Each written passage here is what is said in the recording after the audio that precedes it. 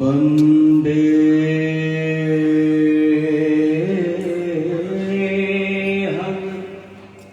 श्री गुरु श्री ज्योतपद कमलम् श्री गुरुं वैष्णवांश्च श्री साग्रजातं सहगण रघुनाथान्वितं स्वां सजीवं साद्वैतं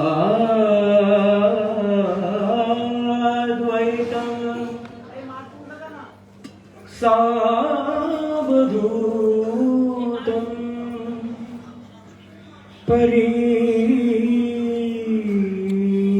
जनसहितं श्री कृष्ण चैतन्य देवं श्री राधा कृष्ण पादान् सहगण ललिता विशाखा नितांश्च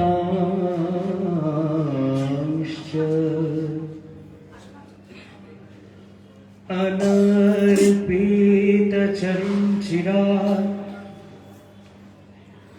करुणयावतीर्ण करो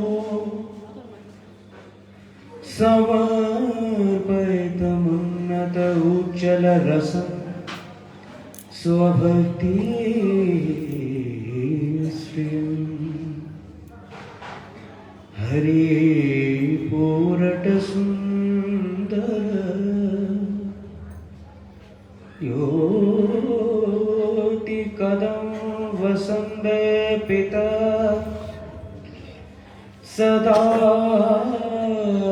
हृदय कंदरे स्फुरतो बक्षची नंदना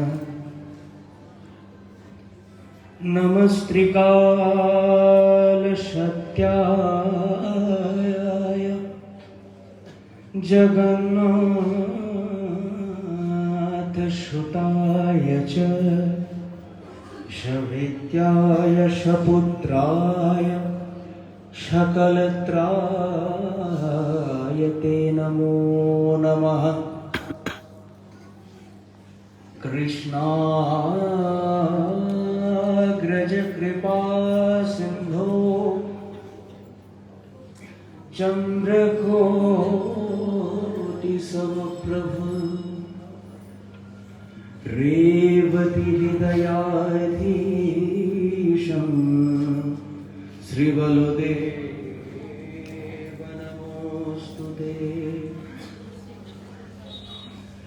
बरहा पीरंग नट बर वपो कर्णयो कर्णिकार विवृतवाशकनक कपिशं वैजयन्तीं च मालम् रन्ध्राणवेनरधर सुदया पूरयन् गोपवृन्दये वृन्दारण्यकसपदगमनम् त्रविशद गीतकीर्तिम् वंशाकल्पतरुभ्यश्च कृपा सिन्धुभ्य एव च पतितानां पावनेभ्यो वैष्णवेभ्यो नमः। तुलसी काननं यत्र पद्मवनानि च पुराण पठनं यत्र तत्र सन्निहितो हरि नारायणं नमस्कृत्य नरं चैव नरोत्तमम् देवीं सरस्वतीं व्यासं ततो जयमुदीरये या प्रप्रयन्त मनुपेतमपेतकृत्यं द्वैपायन विरह कातर आजुहाव पुत्रेति तन्मयतया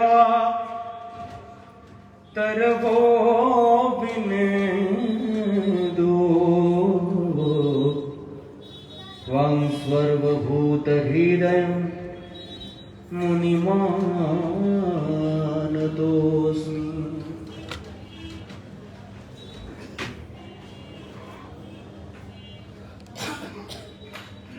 जय रूप सनातन भट्ट रघुनाथ শ্রীজীব গোপাল ভট্ট দাস রঘুনাথ এই ছয়ে গোসাইরে করে চরণ বন্দন যাহা হইতে বিঘ্ন নাশ হয় অভীষ্ট পূরণ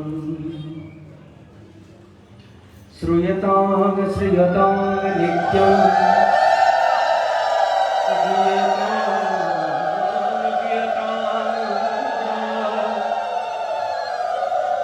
चिंततां चिंततां भक्तां श्री श्री गौर गोविंद कथामृतं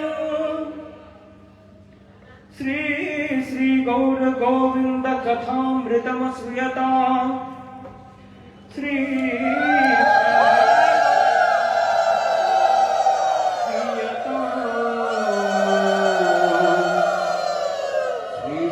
गौर गोविंद कथामृतं चिंततां भक्तां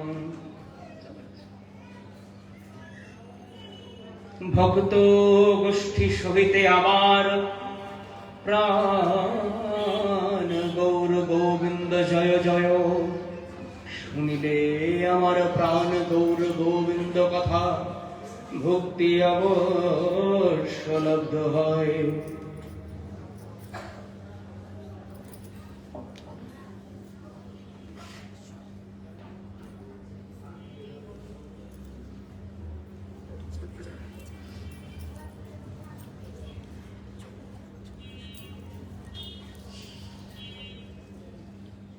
শ্রী শ্রী গুরু পূজা মহা মহোৎসব এবং শ্রী শ্রী গুরু পূজা মহা মহোৎসবের বিশ্রামের দিকে যাওয়ার দিন দেখতে দেখতে দিনগুলো যেন কেটে গেল খুব দ্রুত। অবশ্যই যখন ভালো সময় আসে তখন আমাদের মনে হয় যেন সে বেশিক্ষণ স্থায়ী হতে চায় না। এই আছে তো এই নেই, যেন হাতের মুঠোয় ধরে থাকা বালির মতো গড়িয়ে গড়িয়ে নিচে পড়ে যাচ্ছে, তাকে ধরে রাখতে পারছি না। কিন্তু ভালো সময় যখন আসে তখন তা আমাদের মনে আনন্দের সঞ্চার করে। শুধু গৌর ভক্ত মণ্ডলী, আমরা যারা যারা এতজন পৃথিবীবাসী, যাদের মধ্যে প্রাণ তারা কেউ কি আনন্দ ছাড়া বাঁচতে চায়? কেউ কি চিরটাকাল দুঃখ যন্ত্রণা সহ্য করে বাঁচতে চায়? প্রত্যেকেই চায় যেন দুঃখের মেঘ সরে গিয়ে আনন্দের সূর্য কিরণ তাদের জীবনকে ভাস্বর করে তুলুক। এই আনন্দের খোঁজে এই গুরু পূজা মহামহোৎসবের আশা প্রতিবার।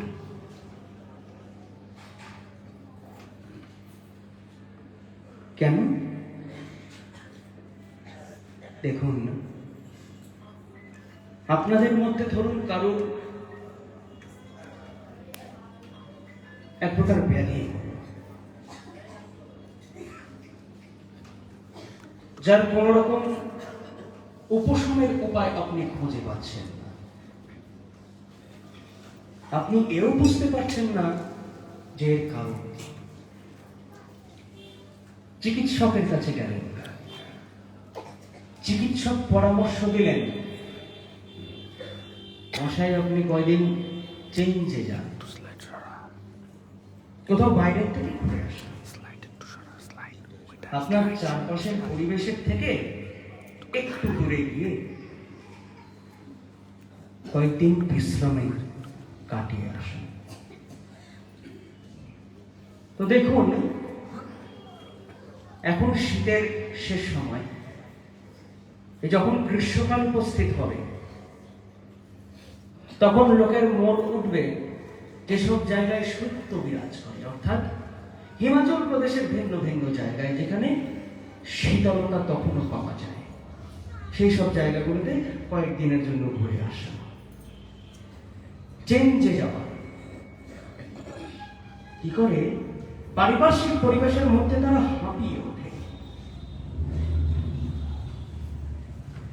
এই হাঁপিয়ে ওঠা দূরীকরণ করার জন্য তারা গিয়ে কয়েকদিনের জন্য ঘুরে আসে, সেখানকার পরিবেশটাকে উপভোগ করে। গ্রীষ্ম প্রধান স্থান থেকে শীত প্রধান স্থানে গেলে সেখানকার শৈত্য, সেখানকার শীতলতাকে নিজের মনের মধ্যে সমাহিত করবার একটা প্রচেষ্টা।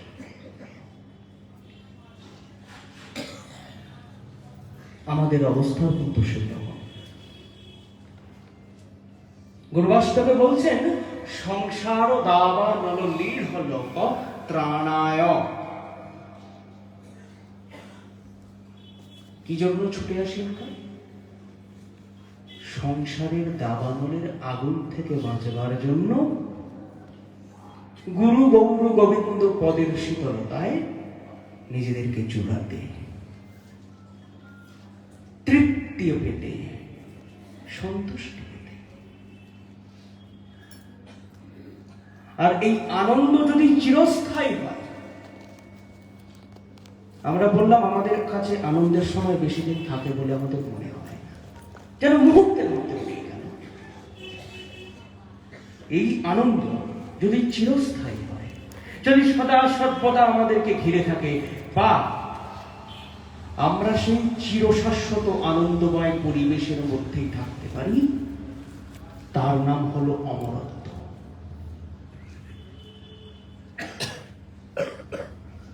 আর যে ওই আনন্দের উৎস সন্ধান করতে গিয়ে সফল হয়, সেই হয় অমর।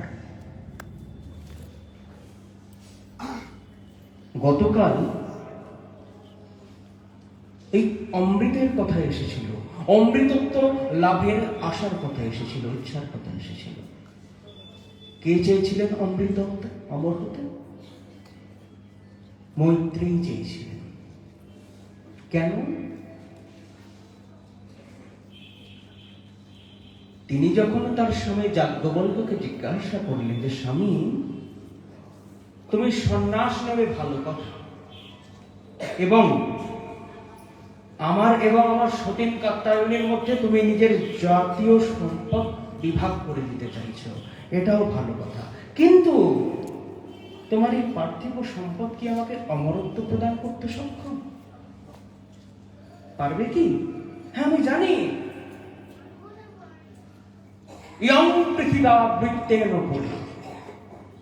পৃথিবীতে যা কিছু আছে, যা কিছু সম্পদ আছে, পৃথিবী সম্পদে পরিপূর্ণ।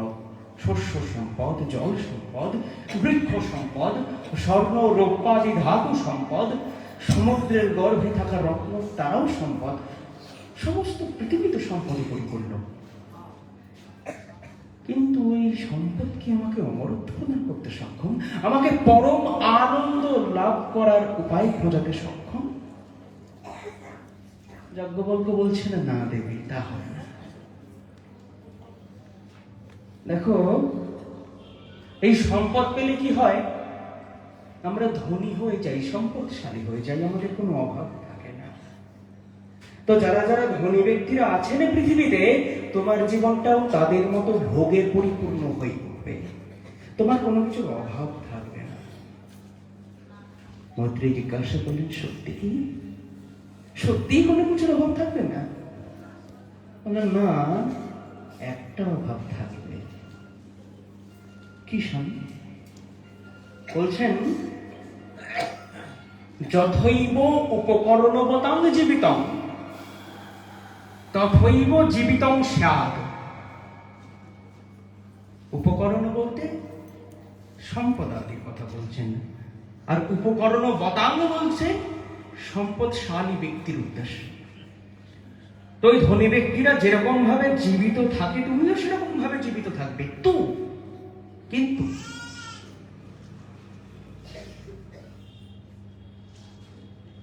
অমৃতত্বস্য নাশাস্তি বিদ্যেতি। এই পার্থিব সম্পদ তোমাকে পরমানন্দ দান করতে পারবে না, অমর করতে পারবে না, তুমি অমৃত হতে পারবে না। মন্ত্রী বলছেন, তবে এই পার্থিব সম্পদ আমার কি কাজের? যে না হং অমৃতং স্যাৎ কিমহং তেন কুর্যাম। যদি এই পার্থিব সম্পদ আমাকে অমৃত দান না করতে পারে, আমাকে অমর না করতে পারে, আমাকে পরমানন্দ দান না করতে পারে, তবে আমার এই সম্পদের কোনো প্রয়োজন নেই। তোমার সম্পদ তুমি তোমার কাছে রেখে দাও। তুমি যে উদ্দেশ্যে সন্ন্যাস নেওয়ার জন্য উদ্যোগী হয়েছো, তুমি সেই পথটা আমাকে বাতলে দাও, যেন তোমার পথ অনুসরণ করতে করতে আমিও তোমার মতো পরমানন্দময়ের সাক্ষাৎ লাভ করতে পারি।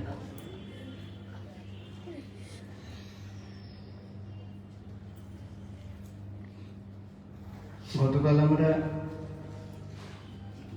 যে কথা সাধন করছিলাম, যে প্রসঙ্গে অমৃতের প্রসঙ্গ এলো, অমৃতত্ব লাভের প্রসঙ্গ এলো,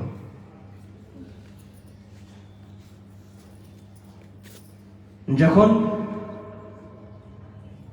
তত্ত্ব জিজ্ঞাসু নচিকেতা তত্ত্বজ্ঞ যমরাজের কাছে জিজ্ঞাসা করলেন, গোবিন্দ প্রাপ্তি কিভাবে করা যায়?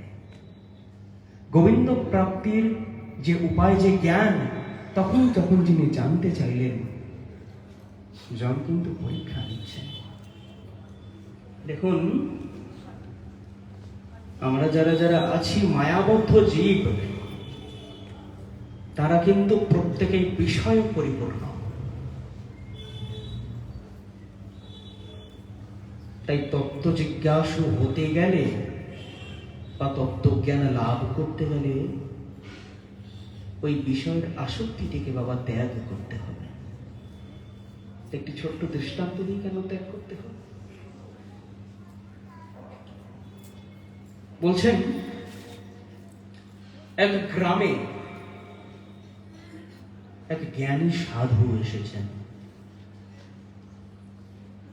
এবং সেই গ্রামের প্রত্যেক ব্যক্তি সেই সাধুর কাছে প্রত্যেক দিন গিয়ে বসে থাকেন, তত্ত্ব কথা শুনেন, হরি কথা শুনেন, কৃষ্ণ কথা শুনেন এবং আনন্দ পরিপূর্ণ চিত্তে তারা গৃহে ফিরে যান। আবার পরের দিন আসেন, আবার গৃহে ফিরে যান। এই করে একদিন, দুদিন, 3 দিন গেছে। 3 দিনের দিন গ্রামের জমিদার এসেছেন তত্ত্ব উপদেশ শ্রবণ করবার জন্য।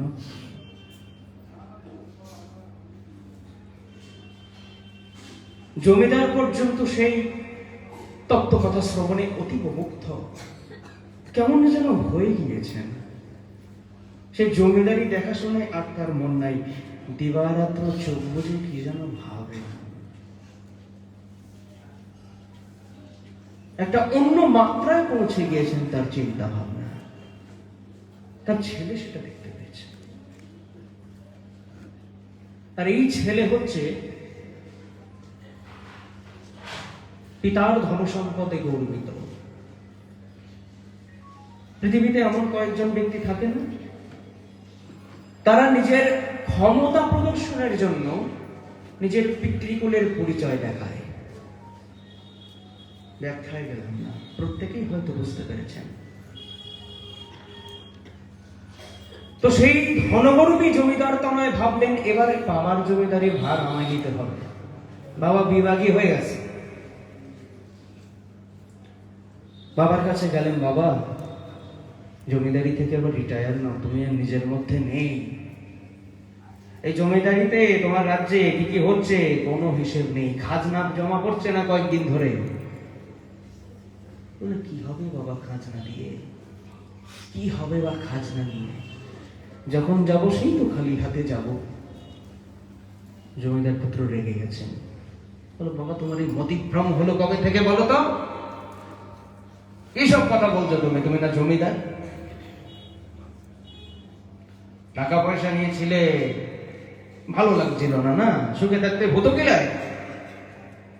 কি হয়েছে তোমার এরকম কারণ? জমিদার কিছু বললেন না।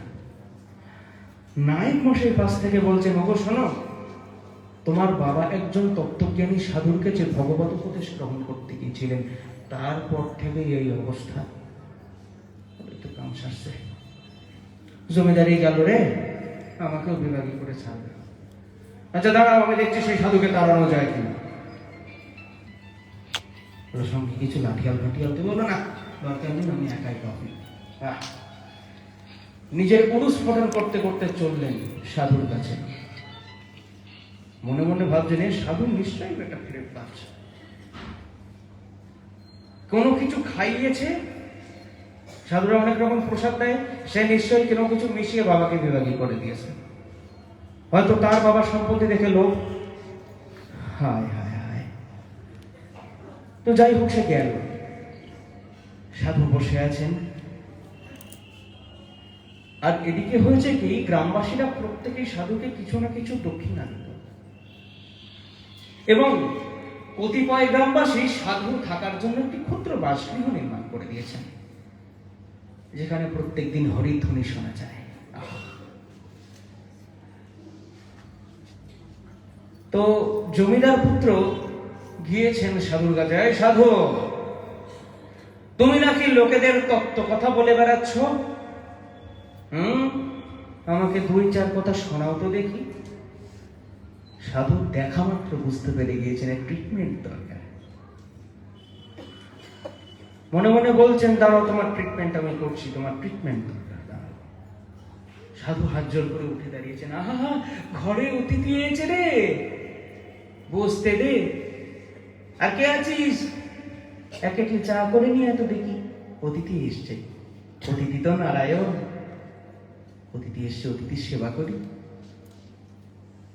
চায়ের কাপ প্লেট জমিদার পুত্রের হাতে ধরা, আর সাধু কি করছেন, কেটলি থেকে চা ঢালছেন, ঢেলেই যাচ্ছেন, ঢেলেই যাচ্ছেন, ঢেলেই যাচ্ছেন।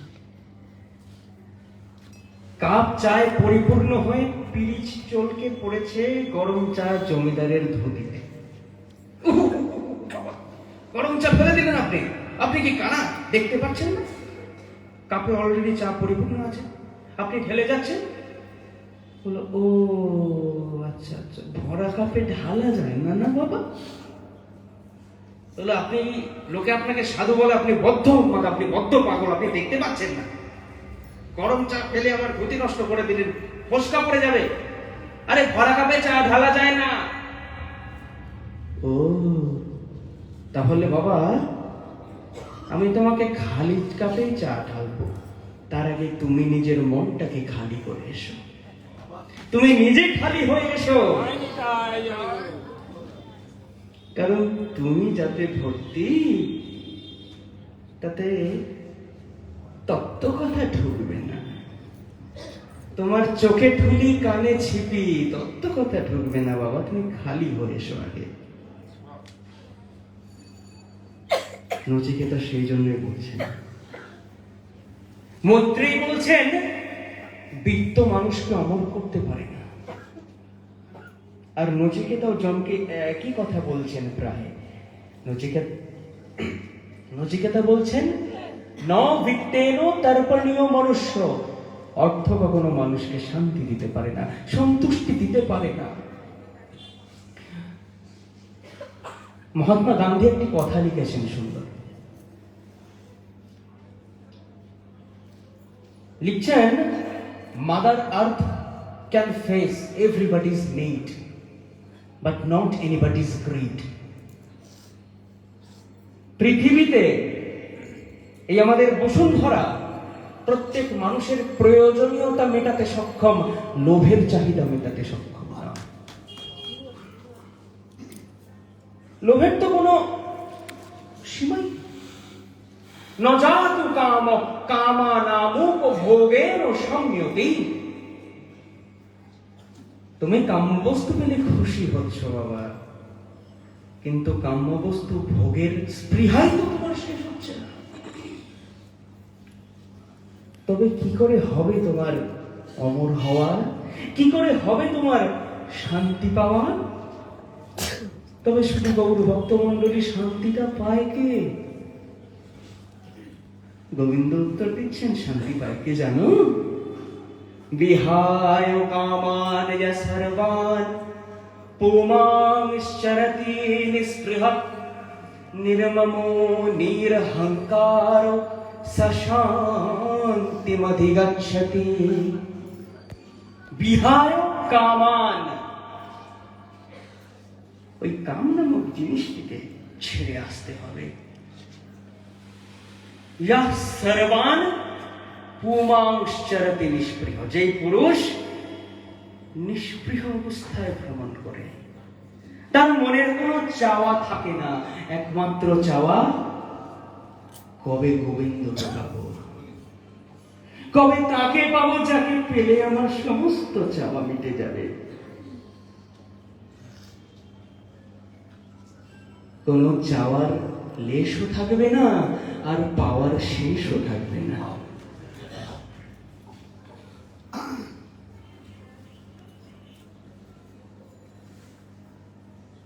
যমরাজ খুব খুশি হয়েছেন নচিকেতার এই কথা শুনে, যে বাহ, শিষ্য হওয়া উচিত তোমার মতো, যার কিনা ভেতর থেকে বৈরাগ্য আসবে, কারোর কথায় প্রলুব্ধ হয়ে নয়।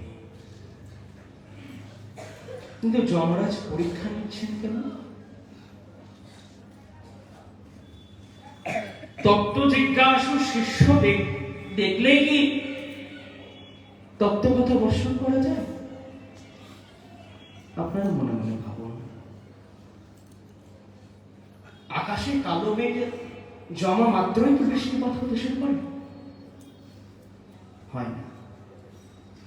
প্রথমে কি হয়? দুটি কালো মেঘ একে অপরের সংস্পর্শে আসে, গর্জন হয়, বিদ্যুৎ প্রভার সৃষ্টি হয়, যে অন্ধকারকে দূরীভূত করে, আর তারপর ঝমঝম ঝমঝম ঝমঝম শব্দে বৃষ্টি নেমে শুষ্ক পৃথিবীকে সুজলা সুফলা শস্য শ্যামলা করে।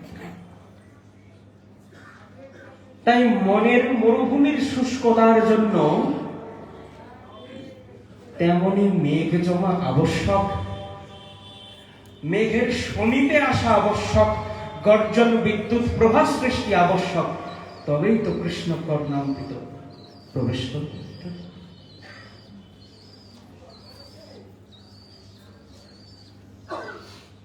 তাই নচিকেতা বলছেন যে নবিত্তেন তর্পণীয় মনুষ্য।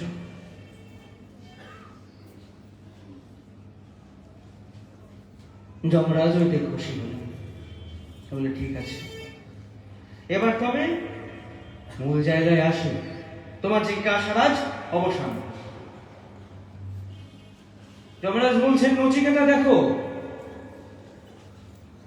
এই জগতে মানুষের কাছে কিন্তু দুটি পথ খোলা আছে। কি পথ? অন্যৎ শ্রেয় অন্যদুত্যৈব প্রেয় তে উভে নানার্থে পুরুষংসীমিত তয়ো শ্রেয়োদানস্য সাধু ভবতি হিয়তে অর্থাদ জয়ো প্রিয় প্রীণীতে। দুটি পথ খোলা আছে মানুষের কাছে, শ্রেয় অপরটি প্রেয়। প্রথমে আমরা প্রেয়র কথায় আসি। আমরা প্রেয় বলতে কি বুঝি? নিজেদের নিজেদের আমরা বুঝি এই জগতে যারা যারা আমাদের প্রিয় তারা তারাই আমাদের প্রিয়। সে ব্যক্তি হোক, বস্তু হোক, যাই হোক না কেন। কিন্তু এদের মধ্যে তফাৎ আছে। প্রিয়টি কি ক্ষণিকের ভালো লাগা, তারপরেই মন্দ লাগার শুরু। কিরকম? ধরুন আপনি পথ দিয়ে হেঁটে চলেছেন, উদ্দেশ্য কি? ট্রেন ধরবেন, অফিসে যাবেন। ঠিক আছে, ট্রেন ধরবেন, অফিসে যাবেন, তার জন্য দ্রুত গতিতে হেঁটে চলেছেন।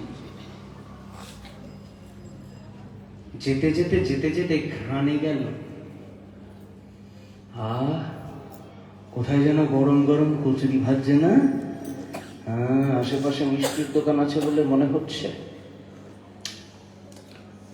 কথা বাজে, ও বাবা, অনেক সময় আছে, একটু উদাপত্তি করে যাই। বাড়িতে গিন্নি প্রত্যেক দিনে রুটি আর পিঠে সত্যি ভালো লাগে না, মানুষে খায় ওগুলো।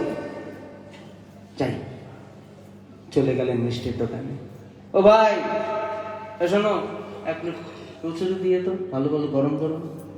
আর তরকারি ঠিক আছে তো, বাসি টাসি নয় তো? দিও, লাগলে আরো চাইবো, দেওয়ার সময় কার্পণ্য করবে না। ভাজো ভাজো ভাজো, তাতেই ভাজো। দোকানদার দেখলো, বাবা বৌনি হচ্ছে, প্রথম কাস্টমার, আসুন আসুন, বসুন বসুন, এই কচুরি দাও। শুরু হলো। একটা খেলেন, দুটো খেলেন, তিনটে, চারটে, পাঁচটা, ছটা, সাতটা, আটটা, ওরে বাবা রে বাবা। তারপর খেয়ে কি করলেন? ও ভাই, নলেনগড়ের মাখা সন্দেশ আছে না, দাও তো 250।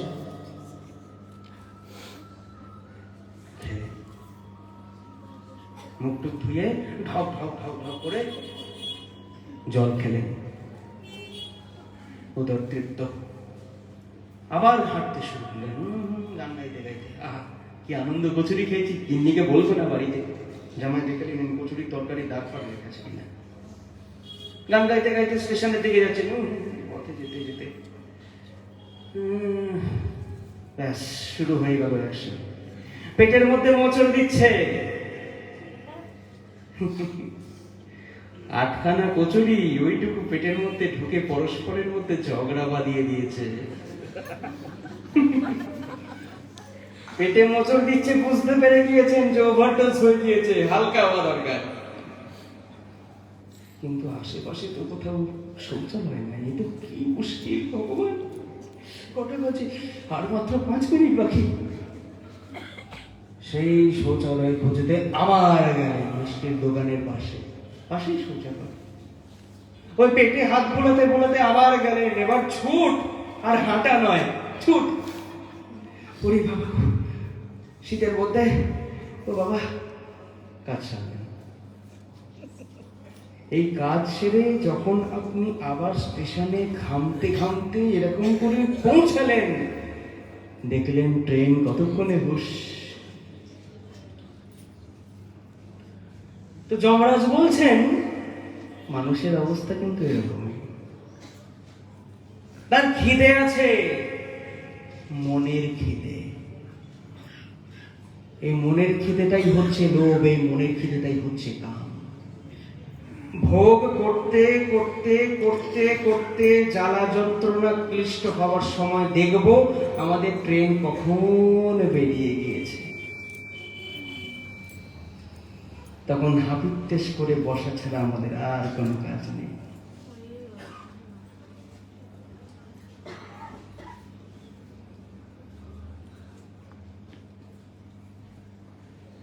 এই হলো প্রেয়র কথা।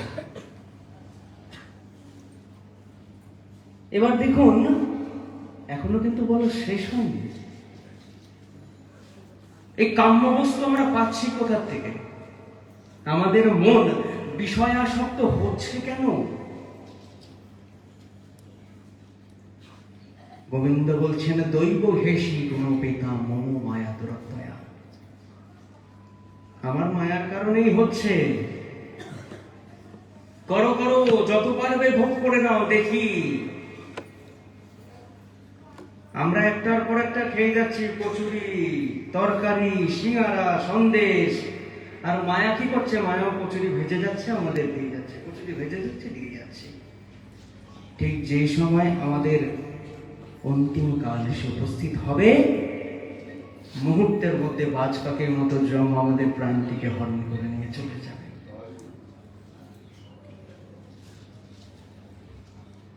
গোবিন্দ তো এতে বড় দুঃখ। বলছে, হ্যাঁ, আমি কিনা বানালাম আমার সন্তানদের আমাকে ভজনা করবার জন্য, কিন্তু তারা কি করলো? আমাকে ভুলে গেল।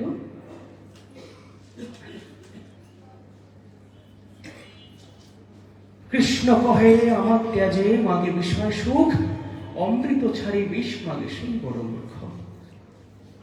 আমি তো বিজ্ঞ, সেই মূর্খে বিষয় কেন দিব? তবে কি দেবে গো ঠাকুর? বলে, কি দেব? সচরণামৃত দিয়া বিষয় ফলাইয়া। গোবিন্দ কি করে দিচ্ছেন নিজের চরণ? ওই যে শ্রেয় এবং প্রেয়র কথা বললাম, বিদ্যের কথা বললাম, আরেকটি কাহিনী বলি।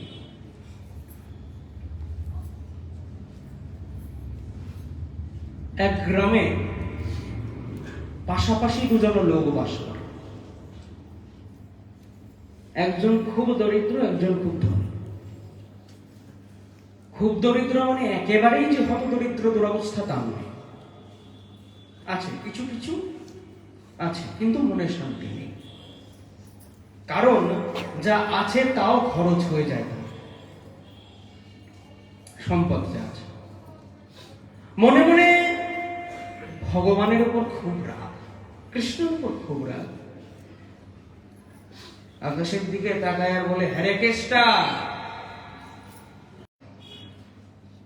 চাবুক পেটা করতাম আমি তোকে। গোবিন্দের উপর কি ক্রোধ, কি আক্রোশ! এইরকম ভাবে সারাটা দিন গোবিন্দকে অনেক অনেক কটু কথা বলার পর রাত্রে সে ঘুমিয়েছে।